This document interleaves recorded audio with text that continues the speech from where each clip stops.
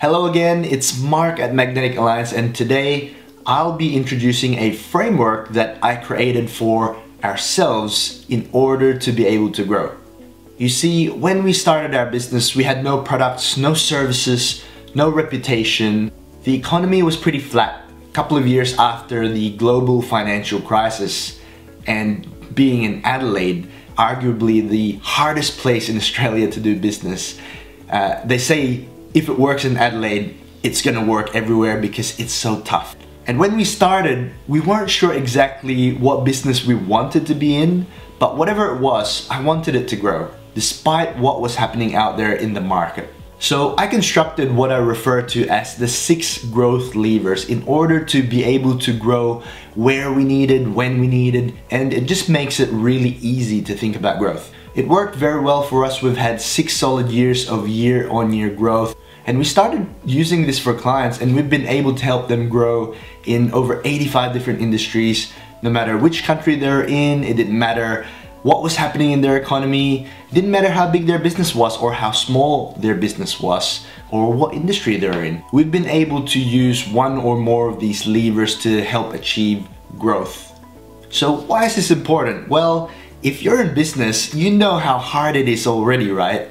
Everything keeps on changing. Competition gets tougher. Technology changes so fast, and there's always something lurking out there to challenge your business model. So my point is, if you're not growing, you're actually dying. If you're trying to just maintain a business, you're going to erode.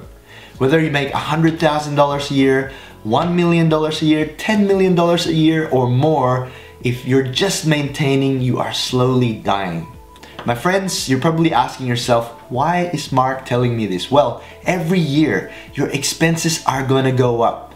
Things are gonna be more expensive. Wages, services, products, materials. If you were just to keep your revenue exactly the same and your expenses keep going up, guess what happens to your profit? You got it right, it's gonna go down every year. And that's why you need to be able to have a way to grow your business. And this is what the 6 growth levers are for. So without further ado, here they are. So lever number 1 is what I call the growth lever.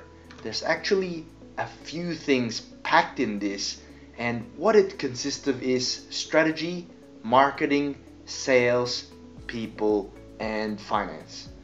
The reason why I have this as a core lever is because in any business, you'll need to be doing this on a regular basis. But with other levers, they can be done on more of a one-off basis, and also all of the other levers rely on the core growth foundations lever. I'll go into this in more detail in another video and actually go through each one of the 5 components and how they can help you grow. So keep an eye out. Lever number 2 is the systemization lever.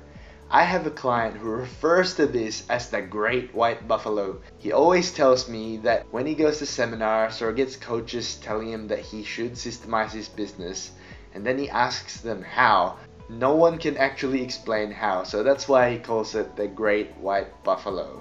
People talk about it, but they don't know if it actually exists. I find that many businesses find systemization a real challenge. More often than not, it is done without a plan or strategy, and it gets done in patches, and it's not a coordinated approach. The benefit to systemizing your business has so many advantages. 2 that stick out are A, the business becomes less reliant on the owner. In fact, done well, it completely makes the owner redundant to follow their other pursuits and passions. And B, using the same amount of resources, you can get far more mileage because having a system in place means that you don't have to recreate the wheel every time you want to do something. So what's involved in systemization? I'll give you a clue, then I'll go into more detail in a future video. Some of the components of systemization are having policies, processes, procedures, templates, plans, hardware, software, automation, rules.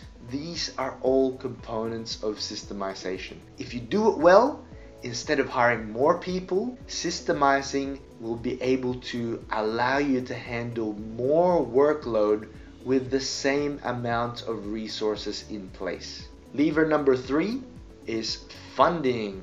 Again, any of these levers can be used in isolation, but having your core is so important.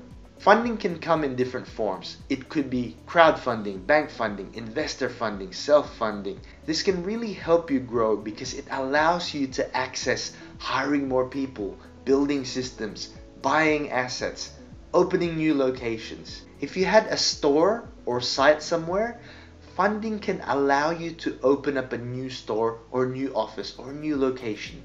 If you don't have your core strong, then funders could be throwing away their money and they'll be very wary. And this happens a lot. You might ask, what if I'm starting up and seeking funding and I don't actually have any people or sales or marketing yet? Good question. You still need to have a solid plan covering these elements, and funders typically like to see at least a prototype or some kind of test that's been proven to succeed. Lever number 4 is new earning streams. This is super powerful the more customers or locations or transactions you have. Imagine you had a product like a training course, for example, and you had 1,000 customers, and currently you only deliver this training live. Well, you can create a new earning stream out of the same product, make it into an online course or an ebook or audiobook, and you can create a whole new earning stream from the same product. Someone who may have been to your live training could want that in audio format or written format. The other part of new earning streams is the creation of new products or services. This takes more work, but again, if you already had a base of customers, let's say 1,000 customers, and you already sold them course A, you can then create course B and bundle it and cross-sell. But if you don't have your core foundations, if you haven't sold and marketed and gotten your customers, you're going to have a lesser impact by creating more and more earning streams because you don't have the base, you don't have the customers, you don't have the locations, you don't have the traffic. Lever number 5, new markets. Again, this assumes that you have your core in place, right? You can grow into new markets in numerous ways, such as, number 1, grow into new locations. Great. If you maxed out your market share in your existing location, growing into a new location helps you expand your market. Number 2, growing into new customer segments.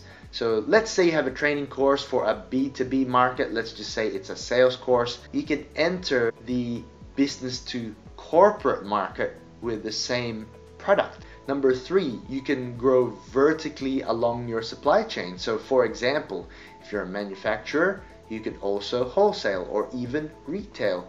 That's what e-commerce has done. It has allowed manufacturers to sell their products direct rather than having to create physical stores everywhere. They just make one website and sell worldwide. Last but not least, new ventures. This is creating a new business altogether. Let's say you have 6 products or services and you have 2 that are growing quite large. You could spin that off and create an entirely new business out of it. Or you can start acquiring businesses or complementary businesses. This is really taking things to a whole new level. I hope you can see how these levers can really help fuel growth. Like I said, these are fundamental principles, so it doesn't matter which country you're in, what economy, industry, size of business. There will always be something within these levers, at least one or maybe more, that you can use. And the thing is, now that you know about these levers, you have unlimited ways in which you are able to choose how you want to grow. I hope that this has given you food for thought. If you like this, please share it and watch out for our future videos. Until then, all the best. I'll see you next time.